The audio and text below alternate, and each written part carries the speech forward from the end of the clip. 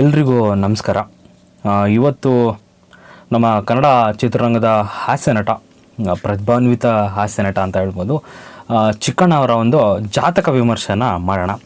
So ನಾನು ಗೂಗಲಲ್ಲಿ search ಮಾಡಿದಾಗ ಅವರ ಒಂದು ಡೇಟ್ ಆಫ್ ಬರ್ತ್ 22 ಜೂನ್ 1984 ಹಾಗೆಯೇ ಏನು ಹಾಕಿದ್ದೀನಿ ಇಲ್ಲಿ ಟೈಮು. ಸೊ ಈ ಡೇಟ್ ಮತ್ತು ಟೈಮು ಸಿಕ್ತು. ಸೊ ನೋಡೋಣ ಸೊ ಏನಿದೆ ಅಂತ ಹೇಳ್ಬಿಟ್ಟು. ಓಕೆ, ಇವರ ಲಗ್ನ ಕನ್ಯಾ ಲಗ್ನದಲ್ಲಿ ಇವರು ಜನನವನ್ನು ಹೊಂದಿದ್ದಾರೆ. ರಾಶಿ ನೋಡೋದಾದರೆ ಇವರ ರಾಶಿ ಮೀನರಾಶಿ. ಓಕೆ, ಇವರ ಅರ್ಲಿ ಲೈಫನ್ನು ನೋಡೋದಾದರೆ ಕೆಲವೊಂದು ಕಡೆ ಸ್ಟ್ರಗಲ್ ಆಗಿರ್ತಕ್ಕಂಥ ತುಂಬ ಕಷ್ಟಜೀವಿ ಅಂತ ಹೇಳ್ಬೋದು. ಆ ಥರನಾಗಿರ್ತಕ್ಕಂಥ ಒಂದು ಲೈಫನ್ನು ಲೀಡ್ ಮಾಡಿದರು. ಆದರೆ ಇವಾಗ ಮಾತ್ರ ಆರಾಮ್ಸೆ ಒಂದು ಲಕ್ಸುರಿಯಸ್ ಜೀವನನ ಇವರು ಮಾಡ್ತಿದ್ದಾರೆ. ಸೊ ನಮ್ಮೆಲ್ಲರಿಗೂ ಗೊತ್ತು ಯಾವ ಥರ ಇವರ ಲಕ್ಸುರಿಯಸ್ ಇದೆ ಅಂದರೆ, ಅವರ ಪಾಸ್ಟನ್ನು ನೋಡಿದರೆ ಇವಾಗ ಏನು ಪ್ರೆಸೆಂಟ್ ಇದೆ ಸೊ ಫಾರ್ ಬೆಟರ್ ಆಗಿದೆ ಅಂತ ಹೇಳ್ಬೋದು. ಸೊ ಯಾಕಪ್ಪ, ಏನಪ್ಪ ಅದು ನೋಡಿ, ಅವರಿಗೆ 2002ರಿಂದ ಕೇತು ದಶೆ ಸ್ಟಾರ್ಟ್ ಆಗುತ್ತೆ. ಸೊ ಆಲ್ಮೋಸ್ಟ್ ಕೇತು ಏನಪ್ಪ ಅಂದರೆ ಹೇಳಿದ್ರೆ ಒಂಥರ ಇಲ್ಯೂಷನನ್ನು ಕ್ರಿಯೇಟ್ ಮಾಡ್ತಾನೆ ನಮಗೆ. ನಾನು ಅದನ್ನು ಮಾಡಿಬಿಡ್ತೀನಿ, ಇದನ್ನು ಮಾಡಿಬಿಡ್ತೀನಿ, ಬಂತು ಅನ್ನೋಷ್ಟೊಳಗೆ ಹೋಗ್ಬಿಡುತ್ತೆ. ಸೊ ಆ ಥರ ಇದು ಪಾಸಿಟಿವ್ ಸೈಡೂ ಇದೆ, ಹಾಗೆಯೇ ನೆಗೆಟಿವ್ ಸೈಡೂ ಇದೆ. ಸೊ ನೆಗೆಟಿವ್ಸು ಜಾಸ್ತಿ ಆಗುತ್ತೆ ಕೆಲವೊಂದು ಸಲ.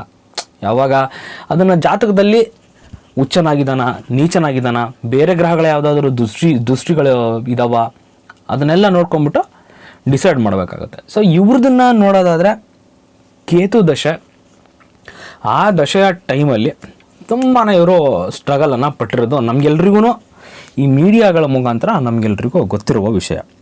ಸೊ ಆಮೇಲೆ ಏನು ಬರುತ್ತೆ, 2009ರಿಂದ ಈ ಕಡೆ ಶುಕ್ರ ಬರ್ತಾನೆ. ಶುಕ್ರ ಎಲ್ಲಿದ್ದಾನೆ ಇವರಿಗೆ ಜಾತಕದಲ್ಲಿ 10ನೇ ಮನೇಲಿದ್ದಾನೆ, 10th ಹೌಸ್. ಲಗ್ನದಿಂದ 10th ಹೌಸಲ್ಲಿದ್ದಾನೆ.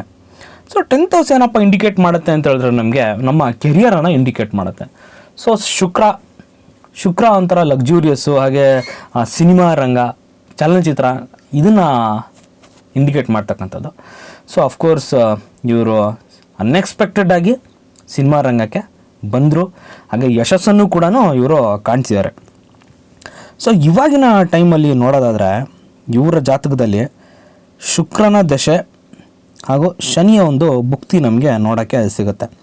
ಅಪ್ ಟು 18/2/2025 ತನಕ ಶುಕ್ರ ದಶೆ ಮತ್ತು ಶನಿಯ ಒಂದು ಭುಕ್ತಿ ಇದೆ.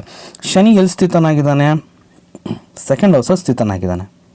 ಶುಕ್ರ ಎಲ್ಲಿ ಸ್ಥಿತನಾಗಿದ್ದಾನೆ, 10th ಹೌಸಲ್ಲಿ ಸ್ಥಿತನಾಗಿದ್ದಾನೆ. ಓಕೆ, ಶುಕ್ರನಿಗೂ ರವಿಗೂ ಆಗಲ್ಲ, ಅವರಿಬ್ಬರು ಶತ್ರುಗಳು. 2nd ಹೌಸಲ್ಲಿ ಶನಿ ಇದ್ದಾನೆ. ಸೊ ಒಂದು ಲೆವೆಲಿಗೆ ಹೇಳೋದಾದರೆ ಇವರಿಗೆ ಸರ್ಕಾರಕ್ಕೆ ಸಂಬಂಧಿಸಿದಂಥ ಏನಾದರೂ ಬೆನಿಫಿಟ್ಸ್ ಆಗಿರ್ಬೋದು, ಅಥವಾ ಸರ್ಕಾರದಲ್ಲಿ ಇರತಕ್ಕಂಥ ಅಧಿಕಾರಿಗಳಿಂದ ಏನಾದರೂ ಒಂದು ಅನುಕೂಲಗಳಾಗಿರ್ಬೋದು, ಅಂಥದ್ದು ಏನಾದರೂ ಈ ಒಂದು ಟೈಮಲ್ಲಿ ಇವಾಗ ನಡೀತಾ ಇರುತ್ತೆ. ಯಾವಾಗ ಶನಿ ದಶೆ ಬರುತ್ತೋ ರಾಜಕೀಯವಾಗೂ ಕೂಡ ಇವರು ವೆಲ್ ಕನೆಕ್ಟೆಡ್ ಆಗ್ತಾ ಇರ್ತಾರೆ. ಇವಾಗ ಅವ್ರ ಪರಿಚಯ ಆದರು, ಇವ್ರ ಪರಿಚಯ ಆದರು, ಈ ಥರ ರಾಜಕೀಯ ವ್ಯಕ್ತಿಗಳೂ ಕೂಡ ಇವರಿಗೆ ಪರಿಚಯ ಆಗ್ತಾ ಇರ್ತಾರೆ. ಶನಿ ಬಂದಾಗ ಮೇಯ್ನಾಗಿ ಯಾರ್ದಾದ್ರು ಕುಂಡ್ಲಿ ತಗೊಳ್ಳಿ ನೀವು, ಶನಿ ದಶೆ ಶನಿ ಭುಕ್ತಿ ಬಂತು ಅಂದರೆ ಅವರು ರಾಜಕೀಯಕ್ಕಾಗಲಿ ಅಥವಾ ಸರ್ಕಾರಿ ಸಂಬಂಧಿಸಿದ ಏನೋ ಒಂದು ಕೆಲಸವನ್ನು ಮಾಡ್ತಿರ್ತಾರೆ. ಹಾಗೆಯೇ ಶನಿ ಯಾರಿಗೆ ಚೆನ್ನಾಗಿರ್ತಾನೋ ಆಲ್ಮೋಸ್ಟ್ ಅವರು ಏನು ಪಾಲಿಟಿಕ್ಸಲ್ಲಿ ಹೋಗ್ತಾರೆ. ಓಕೆ, ಅದು ಒಂದು ಕಡೆ. ಆದರೆ ಇನ್ನೊಂದು ಕಡೆ ನೋಡಿ, ಶುಕ್ರದಶೆ ಮುಗಿಯುತ್ತೆ ಇಲ್ಲಿಗೆ 2029ಕ್ಕೆ. ನಂತರ ರವಿಯ ದಶೆ ಸ್ಟಾರ್ಟ್ ಆಗುತ್ತೆ. ಸೊ ಈ ಒಂದು ಟೈಮನ್ನು ನಾವು ಸಂಧಿಕಾಲ ಅಂತ ಕರಿತೀವಿ. ಇದನ್ನು ಶುಕ್ರಾದಿತ್ಯ ಸಂಧಿ ಅಂತ ಕರಿತೀವಿ.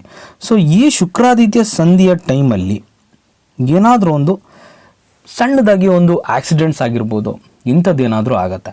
ಅಂದರೆ ನಮ್ಮ ದೇಹದಿಂದ ಸ್ವಲ್ಪ ಮಟ್ಟಿಗೆ ರಕ್ತ ಹೋಗ್ತಕ್ಕಂಥದ್ದು ಏನಾದರೂ ಆಗುತ್ತೆ. ಸೊ ಈ ಒಂದು ಟೈಮಲ್ಲಿ ಯಾವುದಾದ್ರೂ ದೇವಸ್ಥಾನಗಳಲ್ಲೋ ಒಂದು ಸಂಧಿ ಶಾಂತಿಯನ್ನು ಮಾಡಿಸೋದ್ರ ಮುಖಾಂತರ ನಮಗೆ ಒಂದು ಪರಿಹಾರ ಸಿಗುತ್ತೆ. ಪರಿಹಾರ ಅಂದರೆ ಏನಪ್ಪ, ಹೆಂಗೆ ಅಂತ ಹೇಳಿದ್ರೆ, ಅದು ಏನು 100% ಅಂತ ಇರುತ್ತಲ್ಲ ಆ ಪ್ರಾಬ್ಲಮ್ಮು, ಅದರಲ್ಲಿ ನಮಗೆ ಒಂದು 70% ಅಷ್ಟು ನಾವು ಪರಿಹಾರವನ್ನು ಕಂಡ್ಕೋಬೋದು. ಯಾವುದರಿಂದ? ಹೋಮಗಳಿಂದ. ಏನು ಉಳಿದಿದ್ದು ನಮಗೆ ಈ 30% ಇದೆಯಲ್ಲ, ಸೊ ಅದು ಆಗಲಿಕ್ಕೆ ಬೇಕು, ಆಗುತ್ತೆ, ಆದರೆ ಸ್ವಲ್ಪ ಪ್ರಮಾಣದಲ್ಲಿ ಆಗತ್ತೆ. ನಾನೇನು ಹೇಳಿದೆ ಈ ಮುಂಚೆನೇ ಸಂಧಿ ಕಾಲ.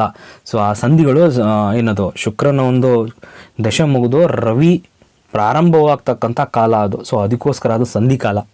ಸೊ ಅದಕ್ಕೆ ಕೆಟ್ಟದ್ದು. ಮನುಷ್ಯನ ಜೀವನದಲ್ಲಿ ಒಟ್ಟು 3 ಸಂಧಿಗಳು ಬರ್ತವೆ. ಸೊ ಅದನ್ನು ಇನ್ನೊಂದು ವಿಡಿಯೋದಲ್ಲಿ ಡಿಸ್ಕಸ್ ಮಾಡೋಣ. ಸೊ ಇದು ಈ ತನಕ ಅಂದರೆ ಈ ಪ್ರೆಸೆಂಟ್ ಈ ವರ್ತಮಾನದಲ್ಲಿ ಇರ್ತಕ್ಕಂಥ ಒಂದು ನಮ್ಮ ಪ್ರತಿಭಾನ್ವಿತ ನಟ ಚಿಕ್ಕನವರ ಜಾತಕ ವಿಮರ್ಶೆ. ಐ ಹೋಪ್ ಗಾಯ್ಸ್ ವಿಡಿಯೋ ಇಷ್ಟ ಆಯಿತು ಅನ್ಕೋತೀನಿ. ವಿಡಿಯೋ ಇಷ್ಟ ಆದರೆ ಒಂದೇ ಒಂದು ಲೈಕ್ ಕೊಡಿ. ಹಾಗೆಯೇ ನನ್ನ ಚಾನಲ್ನ ಸಬ್ಸ್ಕ್ರೈಬ್ ಮಾಡ್ಕೊಳ್ಳಿ ಅಂದರೆ ಸಬ್ಸ್ಕ್ರೈಬ್ ಮಾಡ್ಕೊಳ್ಳಿ ಗಾಯ್ಸ್. Thank you.